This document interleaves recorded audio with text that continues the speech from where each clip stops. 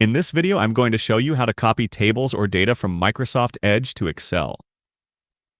Let's open a website on Edge. This is a website that I have opened previously. Suppose you need to import the data from this table to Excel. Now, manually rewriting the data can be so time-consuming. Instead of this, select the whole table. Right-click on the table. In the pop-up menu, click on Copy. Let's close this window. Open the Excel app and take a blank workbook. Now, paste your data by pressing Ctrl+V on your keyboard. You can see that the data is pasted almost the same as it was on the website. Just apply the all borders format and your data is ready to be used.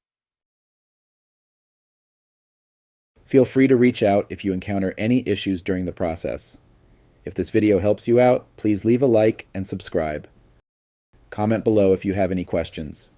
If you need further assistance, consider hiring a professional using the link in this video below.